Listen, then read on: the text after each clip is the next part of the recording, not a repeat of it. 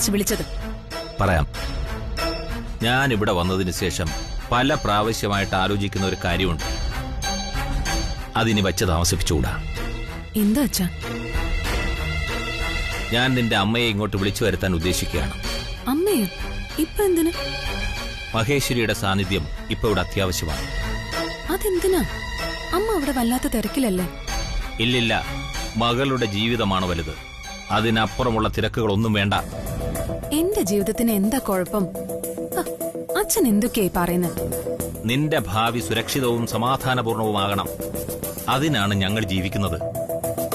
അച്ഛൻ എന്താ ഇങ്ങനെ അവിടെയും ഇവിടെയും തൊടാതെ സംസാരിക്കുന്നത്? എനിക്കൊന്നും മനസ്സിലാവുന്നില്ല. തുറന്നു തന്നെ സംസാരിക്കാനാ നിന്നെ പുറത്തേക്ക് വിളിച്ചത്.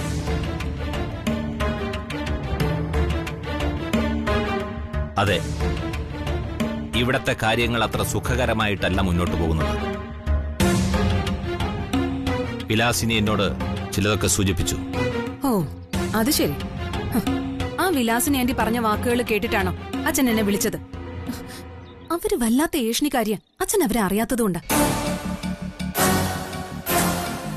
ഏയ്, പെണ്ണുങ്ങളുടെ ഏഷണിയൊന്നും എന്റെ മുന്നിൽ വില പോവില്ല. ഞാൻ എന്റെ കൺമുന്നിൽ കാണുന്ന കാര്യങ്ങൾക്ക് പ്രതിവിധി കണ്ടെത്താനാണ് ശ്രമിക്കുന്നത്.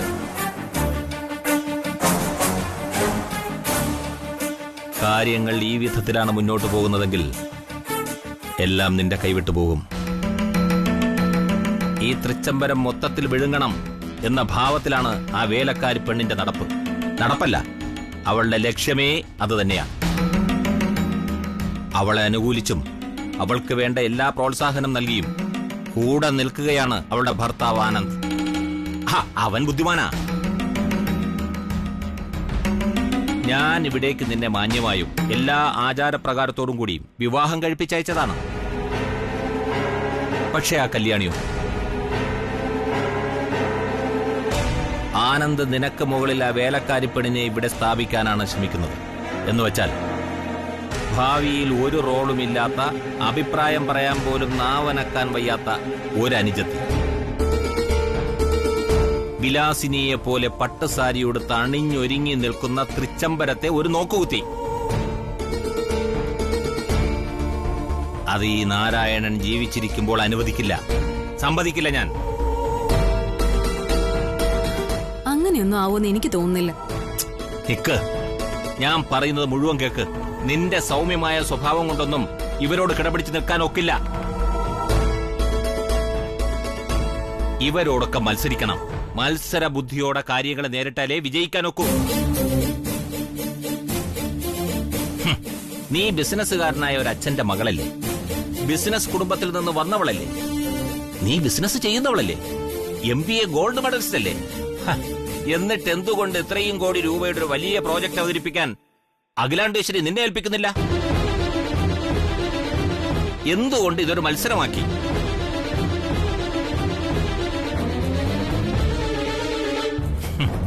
നീ ഒരു ദേവതയെ പോലെ പൂജിക്കുകയും ആരാധിക്കുകയും ചെയ്യുന്ന നിന്റെ സർവസ്വമാണല്ലോ തൃച്ചംബരത്തെ അഖിലാണ്ടേശ്വരി. പക്ഷെ അവരത് മനസ്സിലാക്കിയിട്ടില്ല എന്ന് ഇന്ന് എനിക്ക് മനസ്സിലായി. അല്ലെങ്കിൽ നിന്നെ പരീക്ഷണ വസ്തു ആക്കില്ലായിരുന്നു. അങ്ങനെയൊന്നും ഇല്ല അച്ഛാ. അങ്ങനെയുണ്ട്.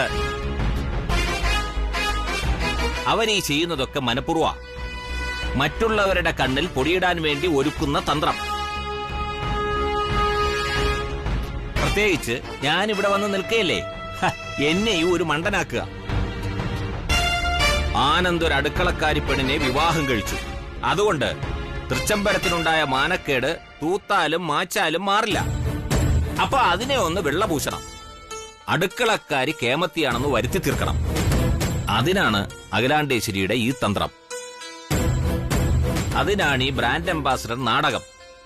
അതിന് തന്നെയാണ് കനേഡിയൻ കമ്പനിയുമായി അസോസിയേറ്റ് ചെയ്തിട്ടുള്ള ഈ ബിസിനസ്. ഇവരോടൊക്കെ ഏറ്റുമുട്ടാൻ ഞാൻ ഒറ്റയ്ക്ക് വിചാരിച്ചാൽ ഒന്നും നടക്കില്ല. എനിക്ക് ഈ സ്ത്രീകളോടൊക്കെ സംസാരിച്ച് ജയിക്കാൻ തീരെ അറിയില്ല. അതിനാണ് ഞാൻ നിന്റെ അമ്മയെ എത്രയും വേഗം ഇങ്ങോട്ട് വരുത്താൻ ശ്രമിക്കുന്നത്. അച്ഛാ, ഒന്നുകൂടി ആലോചിച്ചിട്ട് മതി. നീ എതിര് പറയരുത്. ഞാൻ മഹേശ്വരിയെ വിളിക്കും. അച്ഛൻ എന്താ ഈ കാണിക്കുന്നത്? അങ്കിൾ, ഒരു മിനിറ്റ്.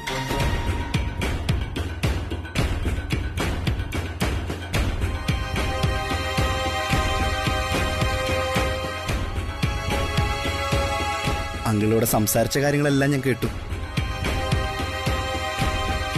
അതുകൊണ്ട് തന്നെ എനിക്കും അഭിപ്രായം പറയേണ്ടതുണ്ടല്ലോ. കാരണം ഞാൻ തൃച്ചംബരത്ത് അഖിലാണ്ടേശ്വരിയുടെ രണ്ടാമത്തെ മകനും അങ്കിളുടെ മകളുടെ ഭർത്താവുമാണ്. എനിക്ക് എന്റെ മകളുടെ ഭാവിയാണ് വലുത്. അതുകൊണ്ട് ഞാൻ എന്റെ അഭിപ്രായം പറഞ്ഞു. ആ അത് ന്യായം. പക്ഷേ എനിക്ക് ഞാനും എന്റെ ഭാര്യ നന്ദനി ഉൾപ്പെടുന്ന തൃച്ചംബരം കുടുംബത്തിന്റെ ഐശ്വര്യവും സമാധാനമാണ് വലുത്. അതുകൊണ്ട് ഞാൻ എന്റെ അഭിപ്രായം പറയുന്നു.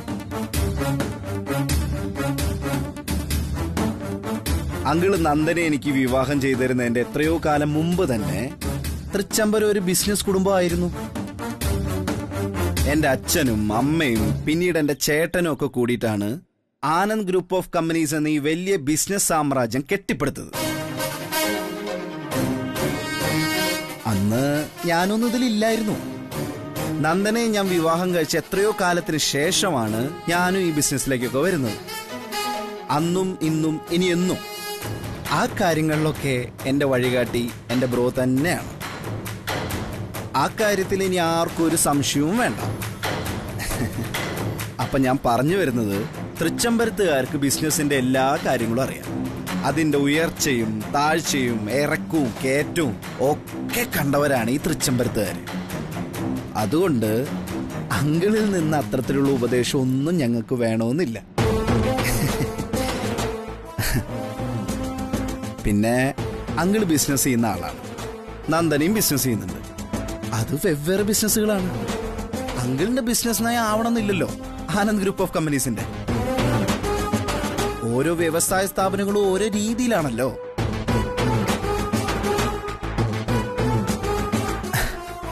ബിസിനസ് ആവുമ്പോ അതിൽ മത്സരം സ്വാഭാവികമല്ലേ. ജയം മാത്രമായിരിക്കണം ലക്ഷ്യം. അങ്ങനെ ജയിക്കണമെങ്കിൽ ചിലപ്പോ ചില ബുദ്ധിമാന്മാരുടെ ഉപദേശങ്ങളൊക്കെ തേടാറുണ്ട്. അങ്ങനെ എന്റെ മുമ്പിലുള്ള ഒരേ ഒരാളാണ് എന്റെ ബ്രോ. അപ്പൊ ഞാൻ പറഞ്ഞ് അവസാനിപ്പിക്കാം. അങ്കിൾ ഇവിടെ വന്ന എന്റെ നന്ദനയുടെ അച്ഛനാണല്ലോ. വരാം, സന്തോഷമേ ഉള്ളൂ. ആന്റിക്കും വരാം, വളരെ വളരെ സന്തോഷം. നമുക്ക് എല്ലാവർക്കും വളരെ സന്തോഷത്തോടും സ്നേഹത്തോടും കൂടിയിട്ട് ഇങ്ങനെ മുന്നോട്ട് പോവാം. പക്ഷേ തൃച്ചംബരത്ത് അഖിലാണ്ടേശ്വരി നടത്തുന്ന ശിവരാമകൃഷ്ണൻ നടത്തുന്ന എന്റെ ബ്രോയുടെ വിയർപ്പിന്റെ വിലയുള്ള ഞാനും MD ആയിട്ടിരിക്കുന്ന ആനന്ദ് ഗ്രൂപ്പ് ഓഫ് കമ്പനീസിന്റെ ഒരു കാര്യത്തിലും ഇടപെടാനോ അഭിപ്രായം പറയാനോ നിങ്ങൾ ശ്രമിക്കരുത്. ശ്രമിച്ചാലും വില പോവില്ല. ഇനി പദവാ അങ്ങനെ അഭിപ്രായം പറയാനാണ് ഉദ്ദേശമെങ്കിൽ അങ്ങനെയുള്ള ആളുകളെ ഞാൻ ഈ കുടുംബത്തേക്ക് കയറ്റില്ല. അതിപ്പോ അങ്കിളായാലും ആന്റി ആയാലും അങ്ങനെയുള്ളവർ ഇവിടെ വരാൻ ഞാൻ സമ്മതിക്കില്ല. അതുകൊണ്ടാ ഇതെന്റെ അഭിപ്രായമാണ്, തീരുമാനമാണ്. പിന്നെ നന്ദനയ്ക്ക് അഭിപ്രായ സ്വാതന്ത്ര്യം ഉള്ളതുകൊണ്ട് നിനക്ക് നിന്റെ അഭിപ്രായം നിന്റെ ഭർത്താവായ എന്നോട് പറയാം.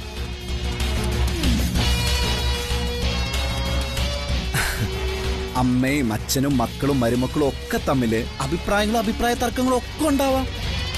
അത് 10 മിനിറ്റ് ഞങ്ങൾ പരസ്പരം അങ്ങോട്ട് നോക്കിക്കഴിഞ്ഞാൽ തീരാവുന്ന പ്രശ്നങ്ങളേ ഉള്ളൂ. അത് പിന്നെ ഇവിടെ കയറി വിഷം കലക്കാൻ ഞങ്ങൾ ആരെയും അനുവദിക്കില്ല.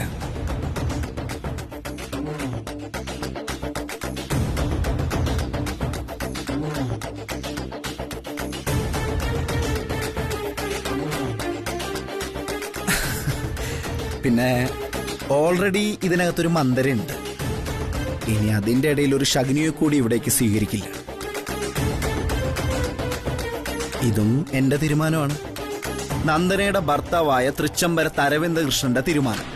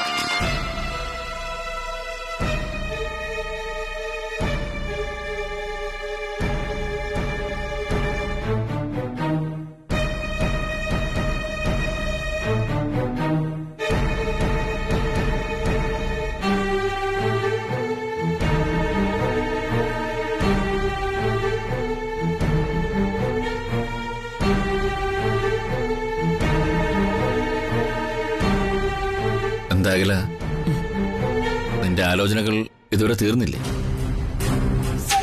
എന്താ ഇത്ര ഗാഠമായി ആലോചിക്കാൻ?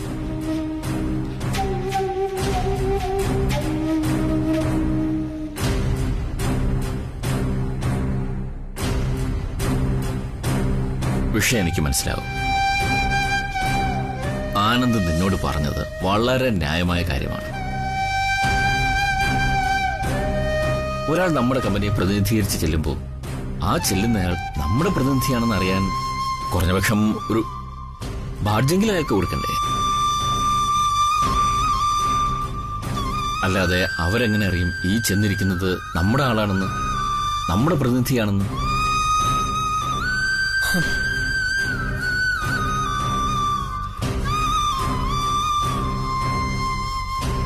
അതുകൊണ്ട് കല്യാണി ആനന്ദ് ഗ്രൂപ്പ് ഓഫ് കമ്പനീസിന്റെ പ്രതിനിധിയാണെന്ന് തെളിയിക്കാനുള്ള രേഖകൾ ഉണ്ടാവും.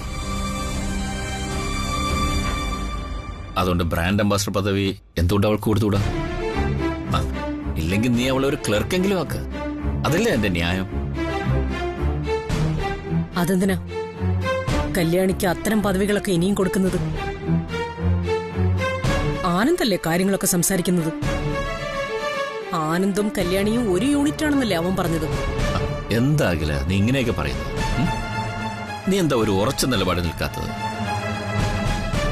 ഇത്തരം വിഷയം എടുത്തിട്ടതും അതിവിടം വരെ കൊണ്ടെത്തിച്ചതും നീ തന്നെയല്ലേ? എന്താ നിന്റെ മനസ്സിൽ? അതാ എനിക്കറിയേണ്ടത്. കല്യാണിയോടുള്ള നിന്റെ വെറുപ്പ് പിന്നെയും കൂടുകയാണോ? വെറുപ്പോ?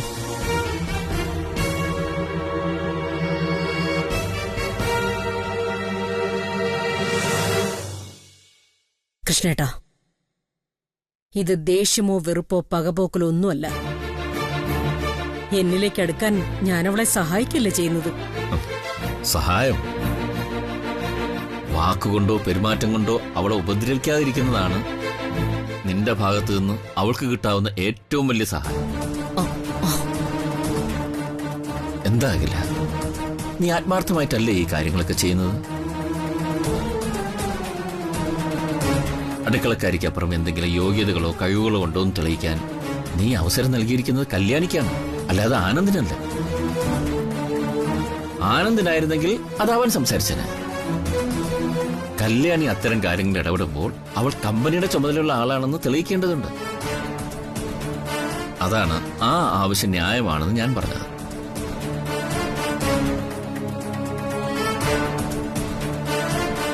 ഒരാൾക്ക് ഓട്ട മത്സരത്തിനുള്ള അവസരം കൊടുത്താൽ അയാൾക്ക് ഓടാനുള്ള ട്രാക്ക് കൂടെ കാണിച്ചു കൊടുക്കണം. അതല്ലേ വേണ്ടത്?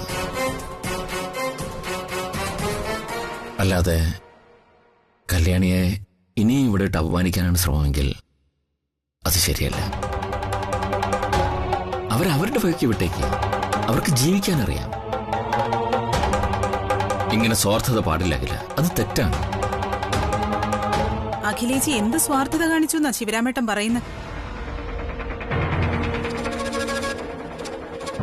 അഖിലേച്ചിയുടെ ഒന്നാമത്തെ ശത്രുവാണവൾ. ചേച്ചിയുടെ പേര് കേസ് കൊടുക്കുകയും തൃച്ചംബരത്ത് പോലീസുകാർ കയറി നിരങ്ങുകയും ചെയ്തതിന് അവള് മാത്രം കാരണം. വിലാസിനി, കഴിഞ്ഞ കാര്യങ്ങളൊക്കെ കഴിഞ്ഞു. പരസ്പരം ക്ഷമിച്ചും വിട്ടുവീഴ്ചകളോടെ പലതും പരിഹരിച്ചുമാണ് ഒരു കുടുംബത്തിലെ സമാധാനം നിലനിർത്തേണ്ടത്. അതിനിടയ്ക്ക് അനാവശ്യമായ കാര്യങ്ങൾ ഉയർത്തിക്കൊണ്ടുവന്ന് മറ്റുള്ളവരുടെ മനസ്സിൽ അസ്വസ്ഥതകൾ സൃഷ്ടിക്കരുത്. ചെറിയ മുറിവിനെ വലിയ വ്രണമാക്കി മാറ്റരുത്. എന്റെ വാക്കുകൾ കൂടി കേക്ക് ശിവരാമേട്ട. ഞാനും ഈ തൃച്ചംബരത്തെ ഒരു അംഗമല്ലേ? വിലാസിനി പറയട്ടെ, പറയേ. കല്യാണിയെ ഇനിയും കമ്പനിയുടെ ബ്രാൻഡ് അംബാസിഡർ ആക്കരുത്. കാരണം ആനന്ദ് ഗ്രൂപ്പ് ഓഫ് കമ്പനീസിന്റെ ബ്രാൻഡ് അംബാസിഡർ ആയാൽ അതെല്ലാവരും അറിയുന്ന കാര്യ. മാധ്യമങ്ങൾ അത് വലിയ വാർത്തയാക്കും. കല്യാണി ചെയ്യാൻ പോകുന്നത് ഒരു യോഗ്യതാ പരീക്ഷണം മാത്രം. ആ പരീക്ഷണത്തിൽ അവൾ തോറ്റുപോയാൽ കൊടുത്ത ബ്രാൻഡ് അംബാസിഡർ പദവി പെട്ടെന്ന് പിൻവലിക്കാൻ പറ്റോ? അത് തിരിച്ചെടുക്കാൻ പറ്റോ? പറ്റില്ല. അങ്ങനെ തിരിച്ചെടുത്താൽ അതും വലിയ വാർത്തയാകും. നാണം കെട്ട വാർത്ത. ഈ കുടുംബത്തിൽ ബാക്കി നിൽക്കുന്ന അന്തസ്സും അഭിമാനവും എല്ലാം അതോടെ തീർന്നു കിട്ടും. ഏതായാലും ഈ പരീക്ഷണത്തിൽ അവള് തോറ്റുപോകും. അത് 100% ഉറപ്പാ.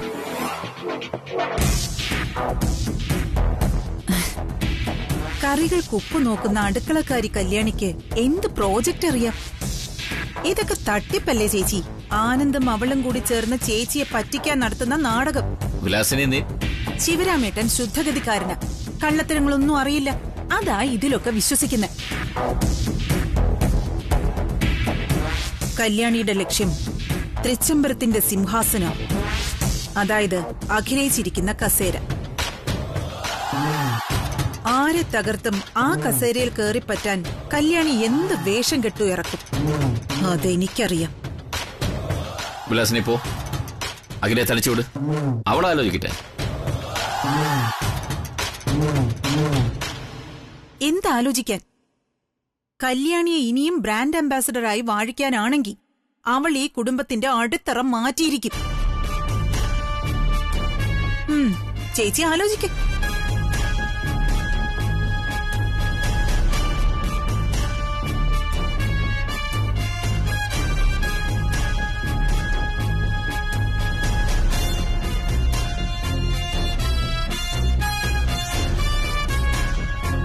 അഖില, മറ്റാരുടെയും വാക്കുകളെടുത്ത് മനസ്സിലിട്ട് നീറ്റാതെ നീ സ്വതന്ത്രമായി ആലോചിക്ക.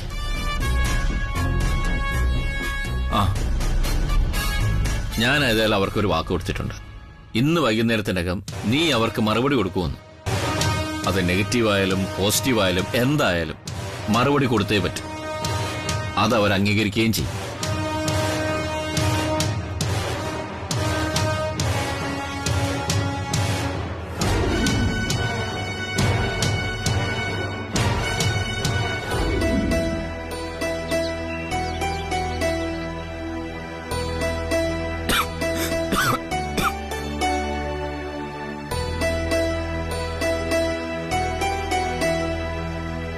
അനിയൻകുട്ടാ,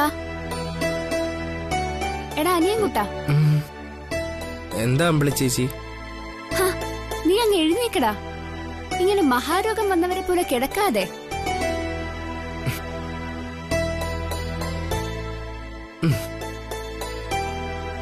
ദേ, നല്ല ചൂടോടെ ഈ ചുക്കുകാപ്പി അങ്ങ് കുടിച്ചേ. നിന്റെ പനി ഇപ്പൊ പറന്ന് പമ്പ കിടക്കും. പനി മറക്കോ ചേച്ചി? ചുക്കും കുരുമുളകും തുളസിയിലയും നല്ല ചക്കരയും കൂടി ചേർത്ത് ഈ ചുക്കുകാപ്പി കുടിച്ചാൽ പനി പറക്കും. നീ പനിക്ക് വേറെ ഒരു ഗുളികയും കഴിക്കണ്ട. കുടിച്ചോ.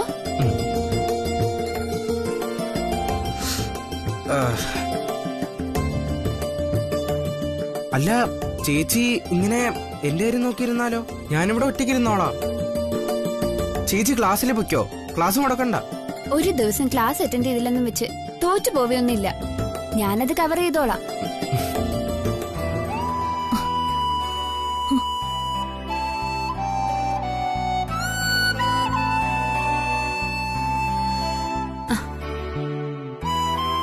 നിനക്ക് പനിയാണെന്നുള്ള കാര്യം നീ കല്യാണ ചേച്ചിയെ വിളിച്ച് പറഞ്ഞോ?